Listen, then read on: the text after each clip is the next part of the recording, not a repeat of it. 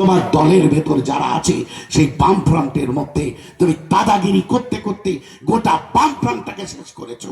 আর ISF তোমার দাদাগিরি শুনবে, এটা কিন্তু হবে না। কারণ আইএসএফ এর সঙ্গে মানুষ আছে। আইএসএফ রাজনীতি করতে এসেছে, ক্ষমতা দখল করার জন্য নয়। আমার ভাইজান গোটা বাংলাকে নতুন ভাষা শিখিয়েছে। ক্ষমতা দখল করতে আসিনি, সমাজটাকে বদলাতে এসেছি। আর এই সমাজ বদলাতে গেলে ক্ষমতা দখল করাও দরকার। তাই সমাজ বদলানোর লড়াইটা আমার আগের লড়াই। তাই সিপিএম এর ওই দাদাগিরির কাছে আমরা মাথা নত করিনি।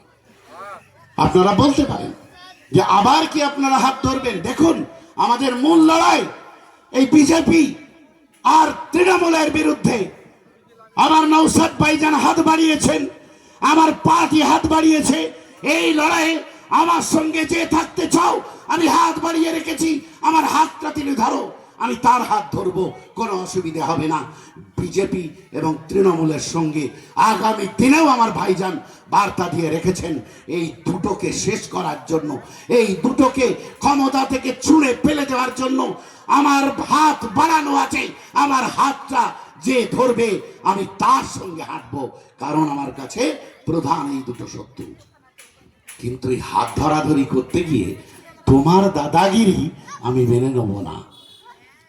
বলছো আইএসএফ প্রার্থী দিয়ে নাকি বিজেপির সুবিধা হয়ে যাচ্ছে। আচ্ছা, আমি একটা অঙ্ক শেখাচ্ছি আপনাদের, আপনারা জানেন, আমি শেখাচ্ছি না, আপনারা জানেন। আচ্ছা, আমাদের দেশে গোটা দেশে মুসলমান জনসংখ্যা কত হবে বলুন তো? বলছো মুসলমান ভোট ভাগ করে দিচ্ছে, সব আইএসএফ ভাগ করে দিয়ে নাকি সুবিধা করে দিচ্ছে।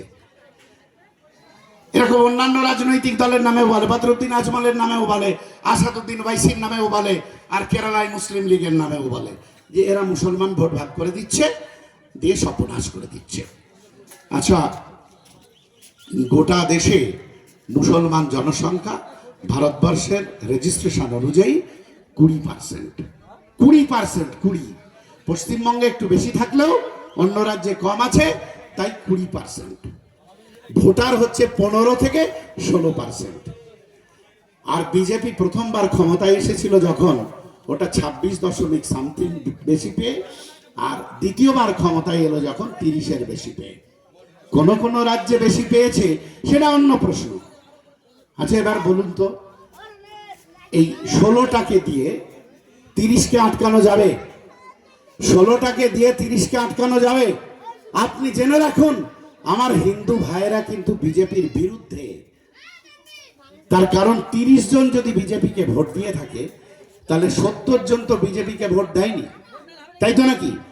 30 জন যদি বিজেপিকে ভোট দিয়ে থাকে, তাহলে 70% হিন্দু ভাই আমার, হিন্দু পরিবারের সন্তান আমার, হিন্দু পরিবারের মা আমার, বোন আমার, তারা কিন্তু ভোট দেয়নি।